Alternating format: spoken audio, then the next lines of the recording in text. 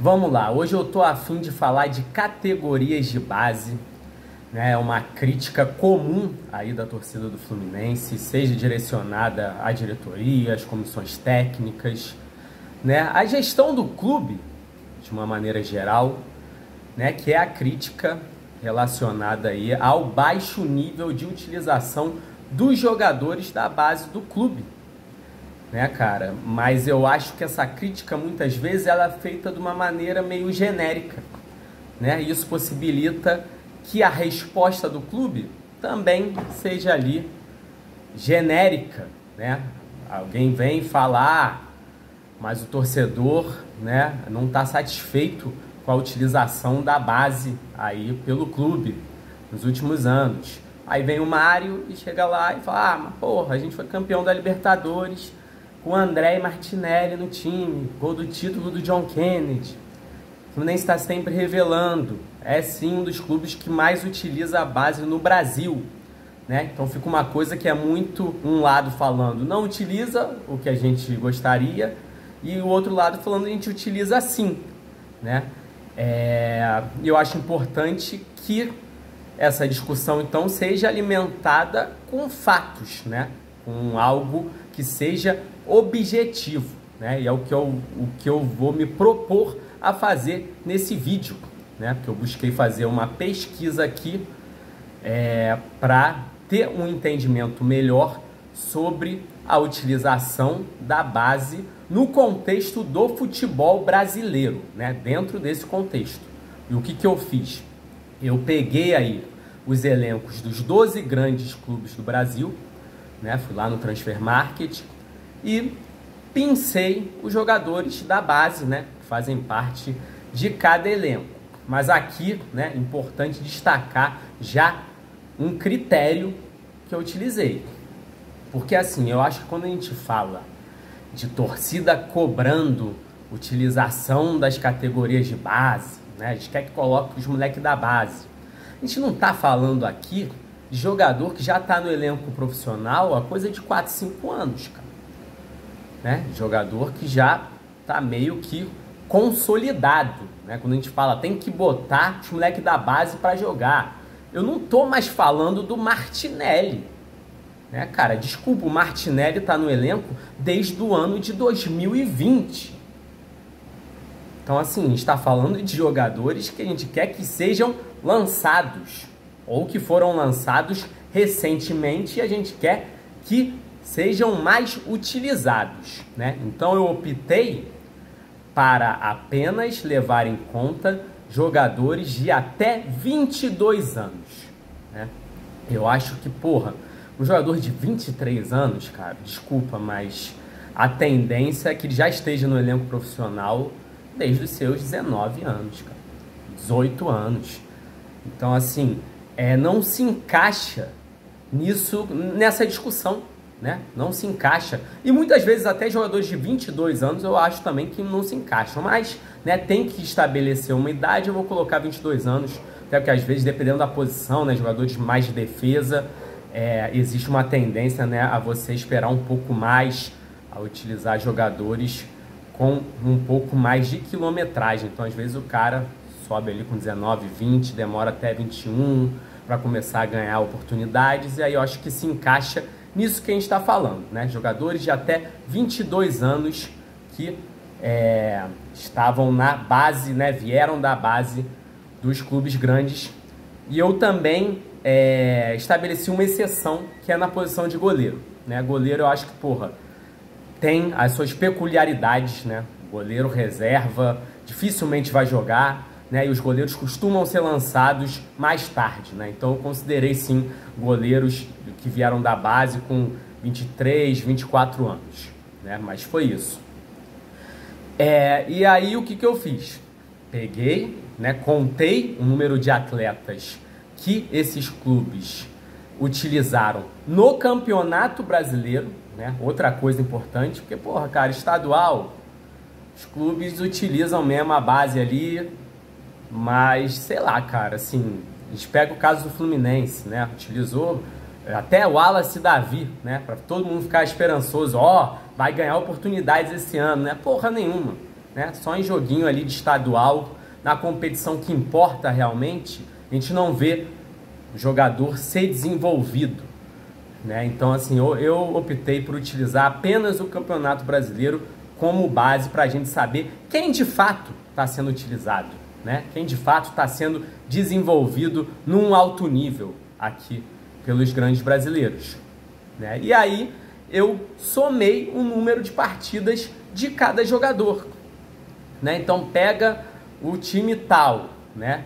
Tem fulano, cicrano, né? Fulano teve 10 jogos, cicrano teve 20 jogos, não sei quem, nenenzinho, teve 15 jogos, né? Deu ali 50 jogos no total, boto lá. Teve 50 jogos com 3 jogadores da base sendo utilizados no Campeonato Brasileiro, né? Foi isso que eu fiz. Fiz um ranking ali, né? Para ver os clubes que deram mais jogos para jogadores da base, né? E achei interessante também discriminar ali o número de jogadores, né? Foi isso que eu fiz. Esse é meu critério, mas vamos parar então de papinho e vamos para esse ranking para a gente ver o que acontece, né? O que é fato nessa discussão. Então, assim, o clube que mais utilizou a base no Campeonato Brasileiro entre os grandes esse ano foi o Corinthians, né? 89 jogos distribuídos entre 10 jogadores.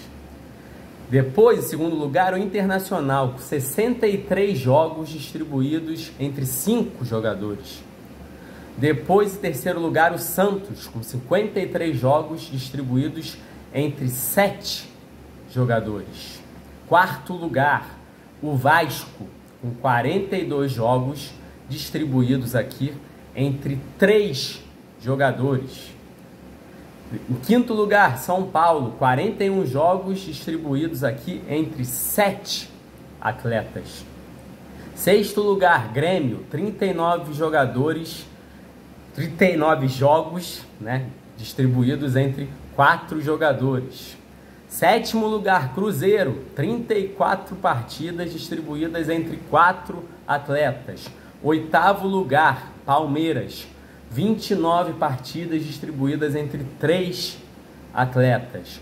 Nono lugar, Flamengo, 13 partidas distribuídas entre 2 jogadores. Décimo lugar, finalmente o Fluminense, 8 jogos distribuídos entre 2 jogadores, né? Riquelme e Júlio Fidelis. 11º lugar, Atlético Mineiro, 4 jogos distribuídos entre 3 jogadores. E último lugar, né, o Botafogo, 0 jogos distribuídos por 0 atletas, né? No elenco lá do Transfer Market do Botafogo não tem ninguém da base. Mas assim, antes de comentar, também deixar claro algumas limitações dessa pesquisa que eu fiz, né? Primeiro, jogos, né, o número de jogos, às vezes não vai refletir com exatidão realmente o quanto esse jogador tem ganhado de oportunidades, porque uma coisa, tu entra num jogo, isso conta como um jogo, mas eu posso ter jogado 2 minutos, ou posso ter jogado 30 minutos ou o jogo inteiro, né? E eu não contei aqui o número de minutos, porque porra, né? Tenho mais o que fazer também. Mas eu acho que o número de jogos já dá uma base legal, mas é uma limitação aqui nessa pesquisa, uma ressalva que tem que ser feita. Outra ressalva é que, porra, eu tô aqui contando os jogadores que estão no elenco de cada time hoje. Existem jogadores que atuaram no Brasileirão, que vieram da base, mas foram vendidos. Caso do Fluminense, Isaac, né? Se eu fosse contar o Isaac, o Fluminense teria um jogo a mais, né? E um jogador a mais utilizado. O Isaac entrou em um mísero jogo do Campeonato Brasileiro. E o caso, acho, mais importante para se destacar nisso aqui é o Estevão, né? O Estevão, sim, era um jogador protagonista absoluto no Palmeiras. Teve 11 jogos, né? O Palmeiras, com o Estevão na conta, sairia de 29 jogos para 40 jogos. Sairia do 8º lugar para o 6º lugar. Ia ficar ali no mesmo patamar de Vasco e São Paulo, né? Então acho importante essas ressalvas, né, cara? A pesquisa tem suas limitações, mas eu acho que fornece sim uma base para a gente falar, e ainda mais em relação ao Fluminense, né, cara? Porque, porra, a diferença é muito grande, né, cara?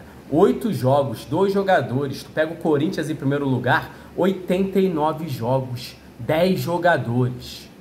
Inter, 63 jogos, 5 jogadores. O próprio Vasco, 42 jogos, mesmo que não sejam tantos jogadores, só 3, né? E muito aqui o Ryan. E eu até acho o Ryan um caso bom também, para falar aqui que, porra, a pesquisa é sobre o ano de 2025, mas eu acho que isso dá elementos para a gente falar até de mais tempo, né? Porque para um jogador da base ser bastante utilizado, muitas vezes é preciso, né, que ele tenha um tempo de maturação, né? Ele está sendo muito utilizado esse ano porque ano passado ele começou a ser introduzido nesse contexto, né, cara? O Ryan foi isso. Ano passado ele já foi utilizado no Vasco. E aí esse ano ele pôde crescer e explodir. Quem o Fluminense começou a introduzir no ano passado?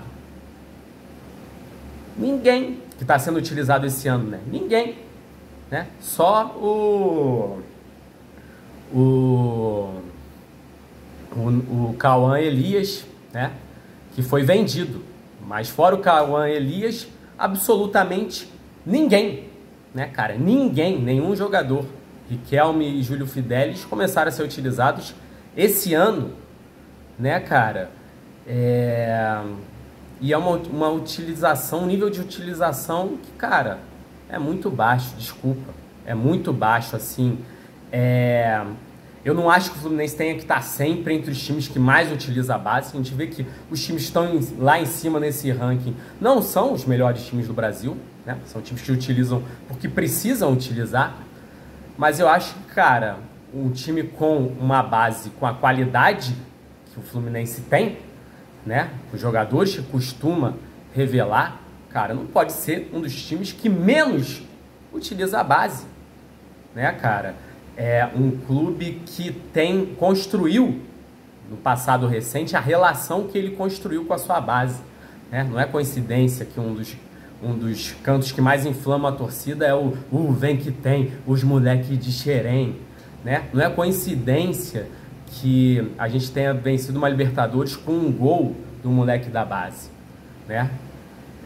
Não é coincidência que, porra, a gente tenha vencido a Libertadores com o melhor jogador da final, na minha opinião, sendo o moleque da base, né? Para mim foi o André, no meio de uma temporada que marcou o retorno de um notório moleque de Xerém, Marcelo, né, cara? Nada disso é coincidência. Futebol também é relação time e torcida, como o Diniz mesmo adora falar, né? E eu concordo com ele nisso. Assim, o Fluminense tem uma relação especial com a sua base, né? E você ter jogadores da base no elenco fortalece essa relação, além de ser algo, cara, inteligente, né, em termos de custo-benefício. Em vez de utilizar jogadores caros e ruins, decadentes, você utilizar jogadores que, porra, vão poder te trazer um retorno, seja esportivo ou financeiro no futuro. O Fluminense hoje administra o seu elenco de uma forma em que a base é só para vender, né? Os jogadores que se destacaram e que a diretoria fica batendo na tecla, né? André, Martinelli, John Kennedy, porra, mano, estão no elenco desde 2020, 2021. São frutos de um trabalho que vem lá de trás, né? É mérito de comissões técnicas que lançaram esses atletas lá atrás. O que essa gestão está deixando para o futuro? Né? O que as atuais comissões técnicas estão deixando para o futuro? Né? Quem que a gente vai ter ali construído uma base para utilizar no futuro? Está vendendo todo mundo, não está introduzindo ninguém, né? Então, assim, é isso. Eu acho que aqui nesse vídeo eu consegui, né? Lógico que é só uma brincadeira aqui, não é nada de científico, né? Mas eu acho que eu consegui contribuir aqui um pouco para essa discussão. Saudações tricolores, grande abraço.